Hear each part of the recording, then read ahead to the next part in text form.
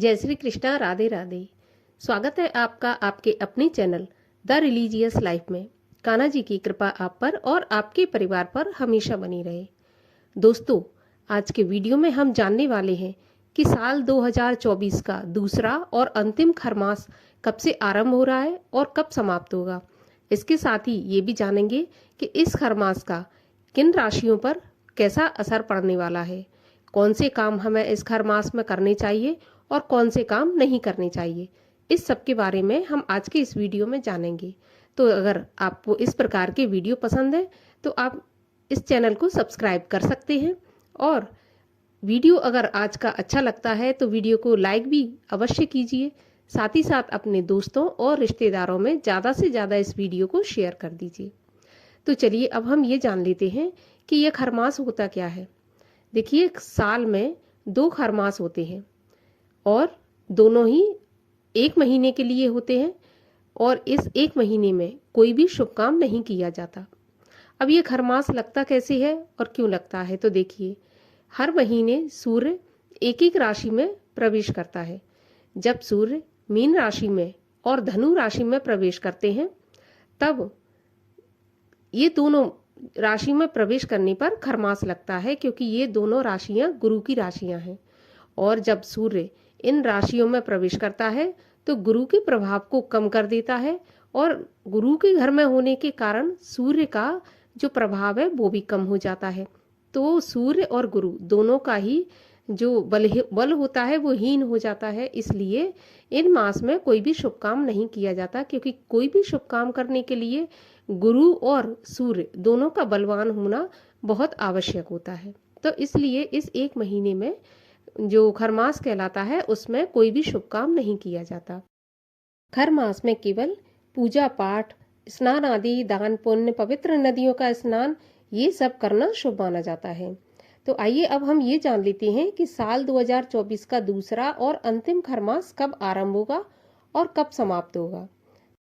तो देखिए, खरमास आरंभ हो जाएगा 15 दिसंबर 2024 से, और इसका समापन होगा 14 जनवरी 2025, जब सूर्य मकर राशि में प्रवेश करेंगे और मकर संक्रांति का जो त्योहार होता है वो मनाया जाता है। उस दिन ये खरमास समाप्त होगा।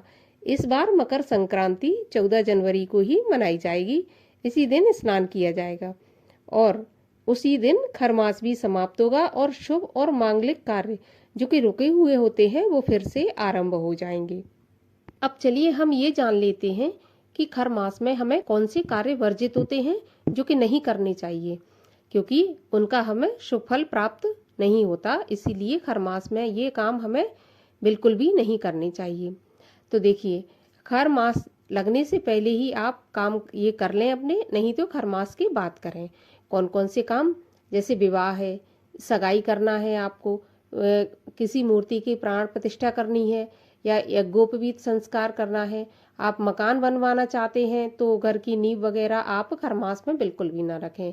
कर्णवेदन भी नहीं करवाएं, मुंडन भी नहीं करवाना चाहिए। नई दुकान खोलना चाहते हैं, व्यापार आरंभ करना चाहते हैं, कोई गाड़ी खरीदना चाहते हैं, इस प्रकार के कोई भी शुभ काम आपको इस खरमास में बिल्कुल भी नहीं करने चाहिए, अवॉइड करने चाहिए। इनको आपको खरमास के बाद ही करना चाहिए। अगर आप ये खरमास में करते हैं तो इसका आपको कभी भी शुभ फल प्राप्त नहीं होगा। अब कौन से ऐसे काम हैं जो खरमास में हम कर सकते हैं और जिसका हमें शुभ फल प्राप्त होगा। तो देखिए, खरमास में हमें कौन कौन से काम करने चाहिए।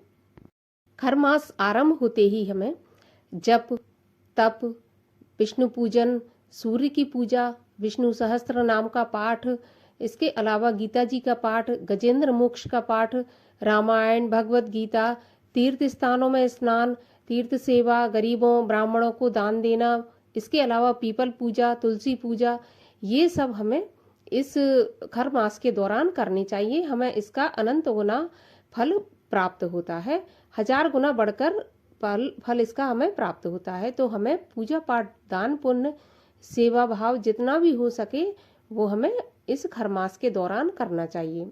यदि आप नहीं पढ़ सकते रोजाना तो आप इन सब पाठ को सुन भी सकते हैं।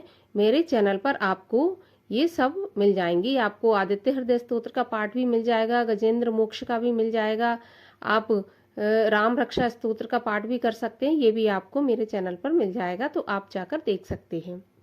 अब हम ये जान लेते हैं कि इस खरमास का जो सूर्य परिवर्तन होगा उसका कौन सी राशि पर कैसा प्रभाव पड़ेगा, किसके लिए शुभ रहेगा ये संक्रांति और किसके लिए अशुभ रहेगी। तो चलिए अब हम राशि के अनुसार ये जान लेते हैं। तो देखिए, कर्क, तुला और मीन, इन 3 राशियों के लिए ये संक्रांति अर्थात ये खर मास शुभ रहेगा।